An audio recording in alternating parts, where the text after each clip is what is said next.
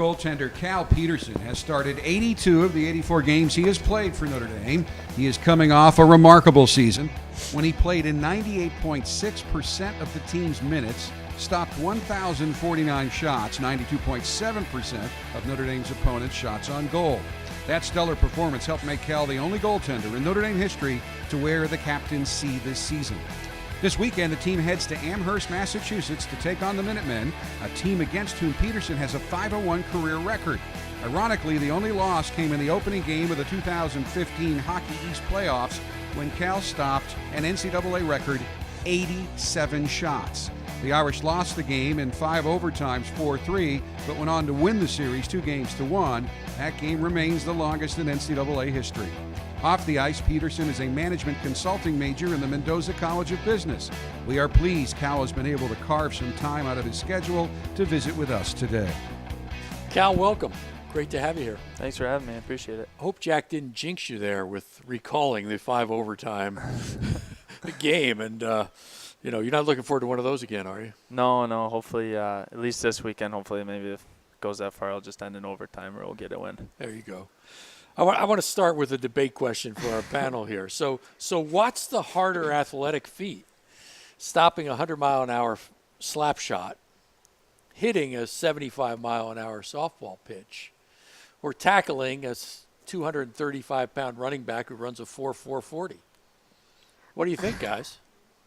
I think those two guys have it. Have the hardest one. Sometimes the pucks just hit me. I don't even know. Don't register till after. Yeah, I don't think I'd choose either of the other options. So I'm not hitting the ball, so I just have to defend it if it comes back. I throw usually it. just duck. Yeah. Just get out of the way. Well, one of the things that strikes me, you do your tasks so well, is how often do you see the shot? I mean, there's so much screening going on, right? How do you manage that? I know your defenders play a role in helping you see that shot, but I'm amazed how often you see it where I don't think you could have a sight line on it. Yeah, I mean, definitely recently, kind of the way teams are playing, it's been harder to score goals, so they have to get more traffic in front of the net. So one of the big things, I'm working on, I think every goaltender is working on, is trying to see it through traffic and, kind of using your body to be able to just get a glimpse of the puck whenever it's shot. And sometimes you get lucky and you have to move into the area and it hits you, and sometimes you get a clear view, but it takes a little bit of training and effort to kind of get into that place. Yeah, what do you do for that in the off What type of season or training? practices that help you with that kind of stuff? I mean, I work a lot with Coach Jackson. He's our goalie coach as well, but it's more just a lot of the goalie drills that we do, kind of adding traffic, guys standing in front of the net, so kind of having to work through that traffic, and used to having, big bodies in front of you to be able to make those saves. Are you mentally exhausted after games? Because I feel like I would if I had to play like that close of attention. Yeah, I mean, I always say, like after wins, I'm always excited and stuff like that, and can't sleep, but after losses, I'm drained. But I don't know, it's it doesn't really seem like it's too much. Takes a little bit of preparation, but I think, with the game of hockey so fast, you don't really get to spend too much time in your mind, which is good. Yeah. So being from Minnesota, I've watched a little bit of hockey, and I've got to ask, what's the Iowa high school hockey like? Because in Minnesota, it's pretty serious. I mean, it's probably the complete opposite. Yeah. I only had to play 1 year, luckily my freshman year. Okay. I actually didn't even play a game of varsity. Gotcha. So I had to battle through JV, which is if you can imagine, a little bit worse, but I had a girl on the men's team just to fill a roster spot. But, it's different, but there's some good hockey players that have been able to make it out of there and play Division I and into the pro ranks, which is nice. Yeah, we have some guys on the team, but we get out of school for the high school tournament in Minnesota. Everybody gets out of school, takes the buses down, and watches the tournament. We don't even have hockey out in San Diego, obviously. But there's a reason for that. Yeah, exactly. I mean, you could, but so I mean, I came here and then I ended up loving it watching you guys play, because it's such it's kind of an art. It is watching fun. you guys play. It's pretty incredible. And it's a great atmosphere in the building when the students are there. Yeah. Great. It's a lot of fun. I love the tormenting of the opposing goalie. Yeah. It's tougher in some buildings, really pay attention to me, which is kind of a challenge. But no, we have great fans whenever the band's there and the students are there and able to make it hard on the other team. And can you actually hear that when you're in opposing teams' arenas, you can actually hear the crowd coming after you a little bit. Yeah. I mean, usually the student section's right behind me. by And, the opposing. some buildings have kind of an upper deck that's right over top of me. So, I mean, I think it's fun. You know, I'd rather play in front of a full student section than having nobody there. So. Absolutely. Do they do the same kind of taunting? Yeah. The same type? Yeah. Yeah, you know. They blame the whole game on you when you when you miss the shot. Yeah. Everybody seems to turn their attention to me after a goal, which is part of the deal, but chose the position. Keep the goals low. Keep the goals low. Exactly. Is there anything you've heard that you can share with us that was particularly just you heard and you thought, boy, that's bizarre? Yeah. So something they've said to you. Yeah. Appropriate. Well, the one that sticks out is in Penn State. We played there for the first time last year, and they get a really, really good student section, and they, after every goal, would sing the Hey Baby song, but would switch and say, hey, Cal, you suck. I want to know why you suck so bad. And my dad was at the game, and he didn't even care I got scored on. He filmed the whole thing. Thought it was super funny. So that was my We should start that here. My We'll get on teammates that. started got some good singing ones, that though. whenever they hear the song, too. So I remember a soccer game a few years ago here where the opposing goalie had made the mistake of putting way too much information on his Facebook page. Oh, yeah. They look at that. And the crowd behind the goal. Yeah, They actually no. moved with him at halftime. They went and sat behind the other goal just to keep it going. So I've had fun. teams look up, like, players, like, parents, and start calling out, like, boyfriends or different names at us on the field. That's pretty serious. We don't really get much of Well, that because it's either too loud or they're too far back that you can't. Coming out, maybe pre-game you hear it, but during the game, they get a couple occasional shouts when you're on the bench, but probably nothing like you have. So I mean, playing in front of less people, which was a little bit easier, but part of the deal. forget they're even there. Forget they're even there. the team has gotten off to a good start. I know it's got a lot of its goals ahead of it this season. How would you characterize the strengths of this year's squad? I mean, I think, to start, we have a lot of good guys in the locker room, a lot of character guys, guys that, pride themselves on having a good work ethic, and I think that's a good foundation that we started with. And, I'm lucky to have, 3 other captains with me that are juniors that kind of, help me assist and kind of set up a culture that the guys did last year. But, I think, we're a young team, but I think, one of the benefits is I think we're going to get better as the season goes on and hopefully be, the best team in the country, when tournament time comes around in March.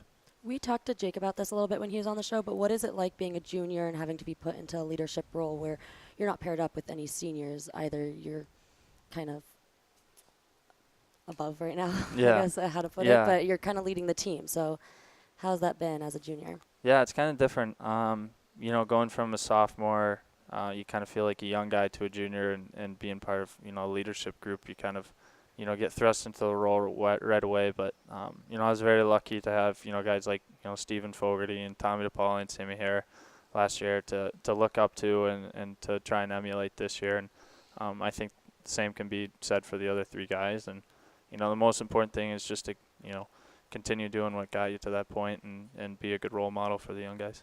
Do you feel like it's hard for you to reach some of the guys being in, they said you're the first goalie here to be captain. So how is that being on the ice and you're kind of playing a different position than a lot of the other guys? Yeah, it's definitely a challenge. Part of, what coach said, at the beginning is, I think having a goaltender captain, one of the benefits is it kind of spreads the level a little bit and gives some responsibility to the other 3 guys, instead of it just being a singular position. But they do a great job of, getting the bench going. But there's obviously, times where, I wish I could do more in a game or be able to, kind of, stretch out of my zone a little bit and be able to help. But, it's obviously kind of a learn as you go experience. But, I'm very blessed to have the opportunity to do it, and, hopefully it benefits in the long run.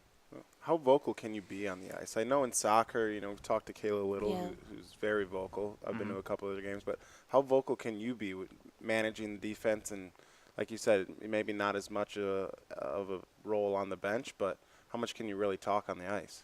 Yeah, I mean, that's something I've, really tried to work on from year to year, is just communicating with my defensemen and making sure that we know kind of everything that's going on the ice and, being able to execute the D zone as best we can.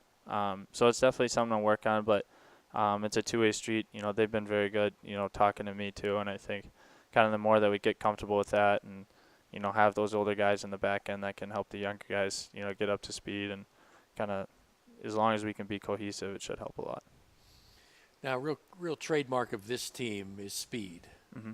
You got a team of guys who skate very, very well.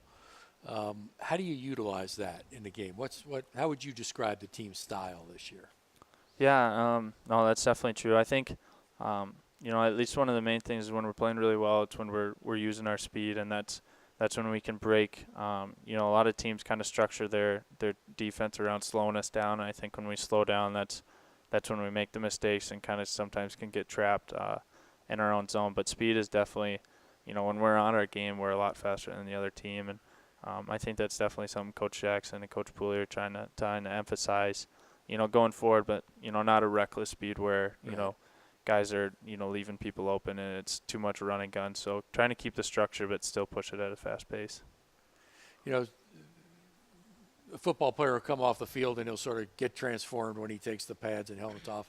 Nobody transforms more than you. Yeah, exactly. I mean, right? you know, you look like you weigh 260 when you come off the ice with all those pads and everything. How much does all that weigh? Yeah, I mean, I don't know specifically the weight, but yeah, it's definitely, I don't know, probably 10 or 20 pounds, maybe 15 pounds, I'm guessing, probably altogether. Maybe more, maybe less, I don't know. Probably altogether more. Do you do your conditioning on the ice, or do you guys run a lot off? We run a lot in the summer, and then most of our conditioning's done like on the ice. Okay, so do they make you wear the pads for that? Yeah, unfortunately. That's yeah, so That's it's like brutal. having leg weights the whole time. But you keep up fine though? No, I mean the goalies are a little bit far behind, which is kind of tough. I feel your pain, man. We get winded a little faster, but you know, part of the deal, I guess. Yeah, there you go. Yeah, and of course, all that padding, not only you wear but the other players, contributes to one of the other unique elements of hockey.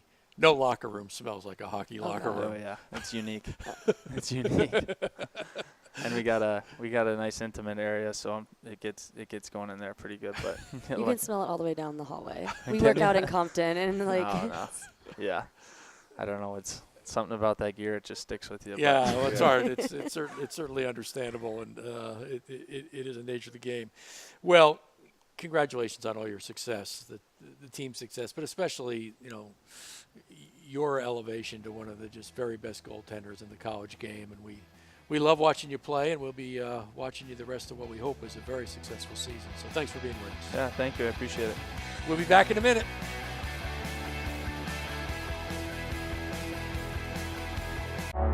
In the locker room, we're not really talking much. We're kind of, you know, visualizing what's going to happen on the ice and staying focused on what's up next. Open up the door, kind of blinded by the light right away that comes in through the tunnel. It's like kind of just being thrust into the world. It feels like everything's kind of over on top of you. Playing for my teammates, I mean, you'd literally do anything for them. You're a family with them. It's amazing playing with a team like this.